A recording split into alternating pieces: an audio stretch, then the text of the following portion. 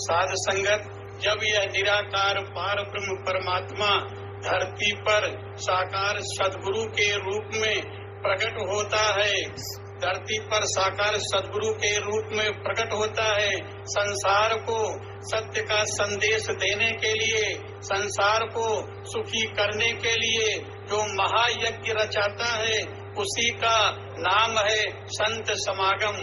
आज हम सब जो यह संत समागम का दिव्य नजारा देख रहे हैं, यह हमारे सद्गुरु माता जी की कृपा है। इस दिव्य नजारे का जिक्र शहंशाह जी ने संपूर्ण अवतार बारी में इस प्रकार किया है। चहु ओर है प्रेम सुगंधी, प्रीत की गंगा बहती है, कली कली इस बाग की केवल प्यार की गाथा कहती है। संत समागम का जिक्र पुरातन ग्रंथों में भी किया गया है। गिरिजा संत समागम समन लाभ कछु आन, बिनु हरि कृपा न होई सो गावहि वेद पुराण। भगवान शंकर जी माँ गिरिजा से कहते हैं कि संत समागम के समान और दूसरा कोई लाभ नहीं है, और यह प्रभु की कृपा के बिना प्राप्त नहीं होता है। संत शिरोमणि तुलसीदास जी कहते हैं, सुत दारा गृह लक्ष्मी, पापी के भी होए, संत समागम हरि कथा, तुलसी दुर्लभ दोए।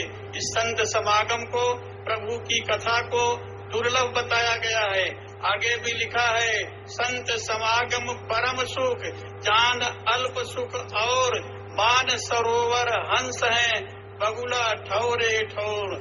आज धन्यमय धन्यति यद्यपि सब विधहीन, निज जन जान राम मोहि, संत समागम दीन। और साथ संगत, जिसको दुर्लभ बताया गया है, जिसको परम सुख बताया गया है, आज सद्गुरु की कृपा से हम सब वह आनंद ले रहे हैं। साध संगत, श्री रामचरितमानस की एक चौपाई है, जासु कृपा सबु भरम मिट जाई, गिरिजा सोई समझ रघुराई।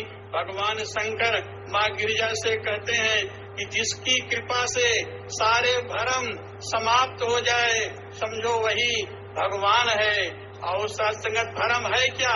भरम यही है कि मानव शरीर में पैदा होकर के अपने को शरीर ही मान बैठा है, और इसी भरम को समाप्त करने के लिए सद्गुरु बाबा हरदेव सिंह जी महाराज ने संपूर्ण हरदेव बाड़ी में बड़ा सुंदर लिखा है, तू है कौन, कहाँ से आया, कहाँ है जाना जान ले, असली क्या स्वरूप है तेरा, ये बंदे पहचान ले।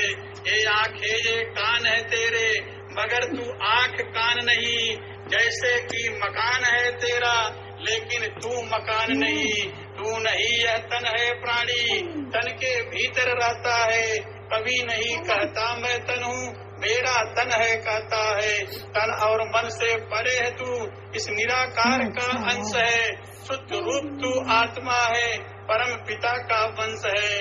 कहे हरदेव गुरु ज्ञान से मूल को पहचानेगा, जिससे बिछुड़ा उससे मिलकर अपने आप को जानेगा। श्री रामचरितमानस में भी लिखा है, ईश्वर अंश जीव अविनाशी, चेतन अमल सहज सुख राशि। जीव ईश्वर का अंश है, अविनाशी, चेतन, निर्मल स्वभाव से सुख की राशि है। आगे भी रामचरितमानस में लिखा है, मम दर्शन फल परम अनूपा, जीव पाव निज सहज स्वरूपा। भगवान राम जी कहते हैं, मेरे दर्शन का फल ही बड़ा विचित्र है, जीव अपने सहज स्वरूप की प्राप्ति कर लेता है। जीव का सहज स्वरूप क्या है?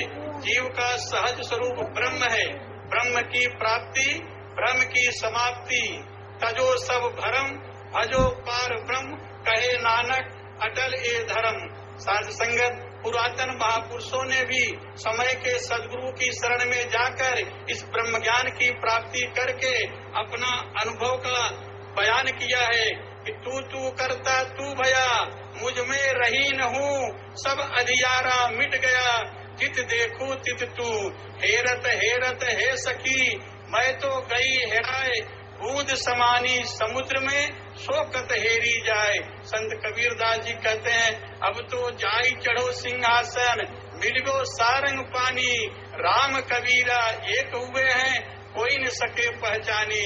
पवित्र अवतार बाड़ी में भी लिखा है ज्योत जो निरखे अमर ज्योति को अमर ज्योति हो जाती है। अवतार बूंद सागर में मिलकर सागर ही कहलाती है।